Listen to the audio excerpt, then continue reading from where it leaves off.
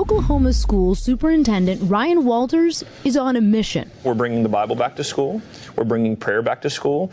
And we're going to be the first to offer religious charter schools. If Walters is successful, St. Isidore of Seville Catholic Virtual School would be the first of its kind, the only taxpayer-funded religious charter school in the country. Walters says it's about giving parents more choices. It's up to a parent to decide if they send their kid to that school. If a parent doesn't want to, obviously don't send your kids to that school. Critics say this type of plan chips away at the separation between church and state and ultimately could change how funds are used for public education nationwide. Oklahoma's Attorney General Gentner Drummond, a Republican, sued to block the school's approval, pointing to Oklahoma law, which, like dozens of other states, requires charter schools to remain secular. Oklahomans do not want to fund religious schools. They don't want the state to get in the business of funding one religion, because if we fund one, then we have to fund all. And it's just a slippery slope. This debate now in the hands of the U.S. Supreme Court. The justices today hearing oral arguments appearing divided over the school's constitutionality.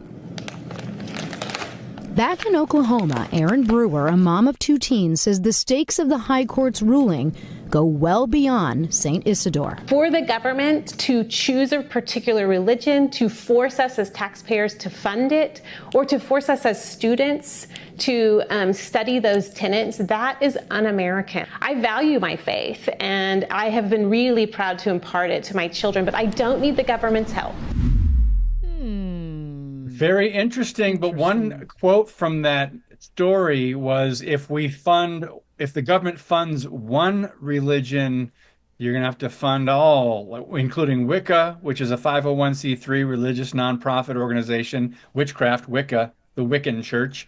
Then there's Buddhism, then there's Islam, and go on down the list, right? Yeah, and I honestly thought, David, you'd come back with, aren't we already funding a religion that is being taught basically to all of our students, the religion of the DEI, the DIE, as I like to call it, diversity, equity, and inclusivity.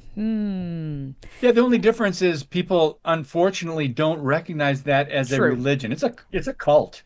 It is a cult. LGBTQ plus, the rainbow mafia and the alphabet soup and the DEI and everything else. So it is a cult. It is very religious, and it's the religion of sex and a radical religion, but people don't see it as that. But yeah, so this is a very interesting argument. I also find it a debate. I also find it interesting that, we're talking about Oklahoma, one of the most, I love the legislators there. I love the government there. They've got some wonderful Christian men and women in government in Oklahoma. And they're, the Secretary of Education, I love what he said about wanting to bring back the Bible, wanting to bring God back in and prayer back in.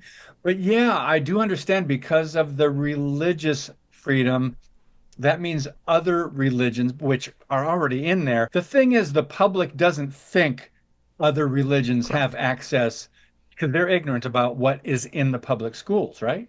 Well, they're ignorant about a lot of things. But what's going to be interesting with this is actually seeing what happens with the Supreme Court, how they're going to go on this. It's going to be a fascinating case, because it is going to impact, obviously, what happens around the nation then. Like, we could definitely have a shift, and we already have, rumblings, obviously, of shifting of what education looks like in this country.